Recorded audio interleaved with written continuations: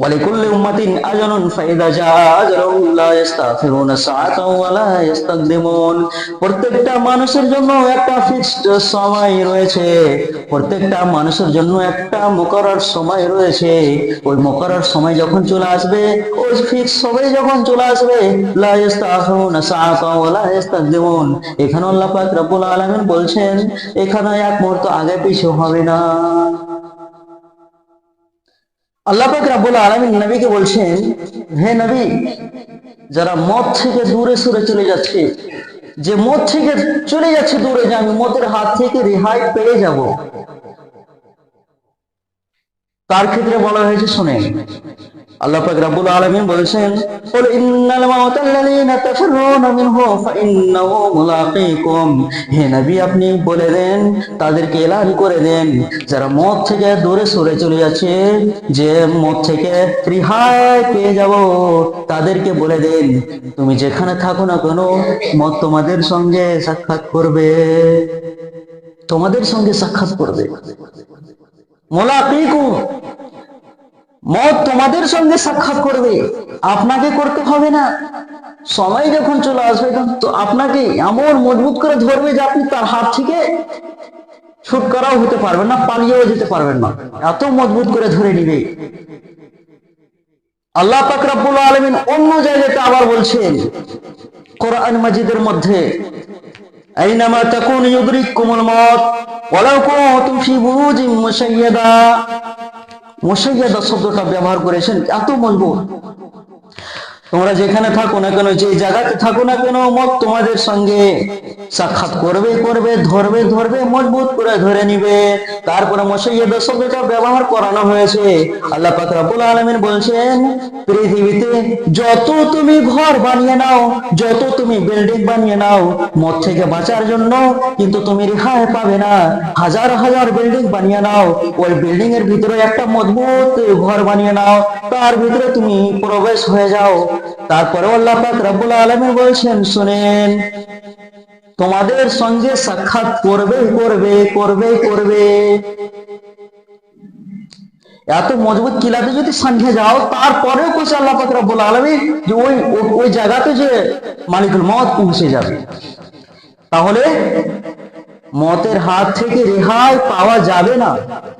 তো মতের হাত থেকে যখন রেহাই পাওয়া যাবে না, তো ইয়ার আল্লাহ পাক রব্বুল আলামিন আরো তো রাস্তা দেখাচ্ছে, নামাজ পড়ো, রোজা রাখো, সদকা করো, দান খয়রাত করো, বুরাই কাজ থেকে বেঁচে থাকো।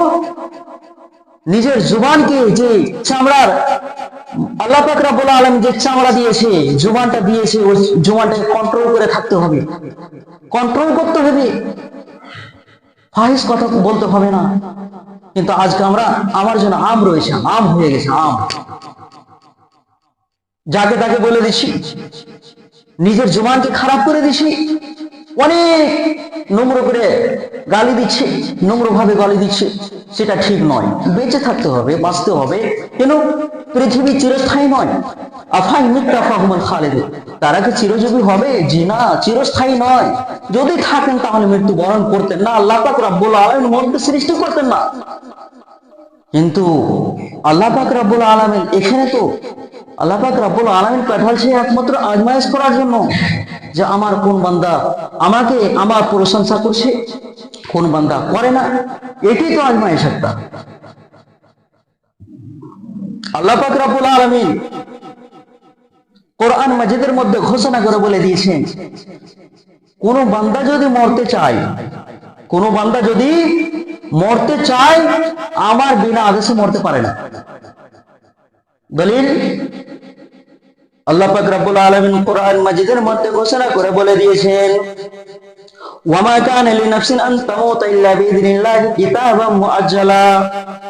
আল্লাহ পাক রব্বুল আলামিন বলেন, কোন ব্যক্তি, কোন নফস আমার বিনা আদেশে মরতে পারে না অতক্ষণ পর্যন্ত, যতক্ষণ পর্যন্ত তার সময় না এসে যায়, যতক্ষণ পর্যন্ত তার সময় না এসে যায়।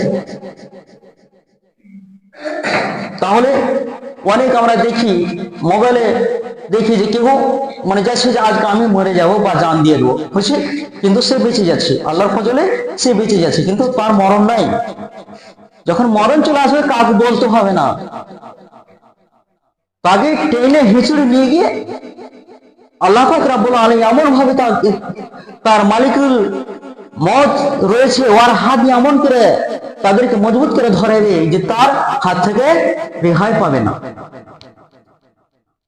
তাহলে মরণের তিনটি ভয়াবহ জায়গা রয়েছে। প্রথম জায়গা হচ্ছে কবর। তাহলে কবর থেকে বাঁচতে কি করে হবে? সর্বপ্রথম তো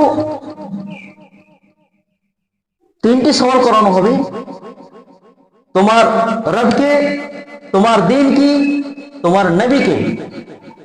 যদি আমরা ভালো মুত্তাকি পরহেজগার হতে পারি, যদি মুমিন হতে পারি, তাহলে তো আমরা তো কোনো অসুবিধা হবে না, প্রথম মঞ্জিল আমরা পার পেয়ে যাব। যদি মুত্তাকি পরহেজগার থাকে, সে কোনোদিন আরবি জবান পড়েনি, সে যদি আল্লাহওয়ালা থাকে, ওই সেদিনও যখন মনকে ডাকে যখন জিজ্ঞাসা করবে যে তোমার রবকে, তো ফৌরান সে জবাব দিয়ে দিবে আমার রব হচ্ছে আল্লাহ, যদি মুমিন থাকে তাহলে। দ্বিতীয় নম্বর সওয়াল হবে তোমার দিন কি, সে জবাব দিবে যে আমার দিন হচ্ছে ইসলাম, মুমিন থাকে তাহলে। সে বলবে যে আমার নবীকে, সে যদি মুমিন থাকে তাহলে বলে আমার নবী হচ্ছে হযরত মুহাম্মদ সাল্লাল্লাহু আলাইহি ওয়াসাল্লাম। তিনি যদি গুনাহগার বান্দা থাকে, তকজীব ঝিটলানে वाला, যে আল্লাহ আইনকে সে অস্বীকার করে দিয়েছে, যদি তাকে জিজ্ঞাসা করে তোমার দিন কি, বলবে হা হা লাগবে আমি তো কিছু জানি না, আমি কিছু জানি না, তোমার নবীকে আমি কিছু জানি না।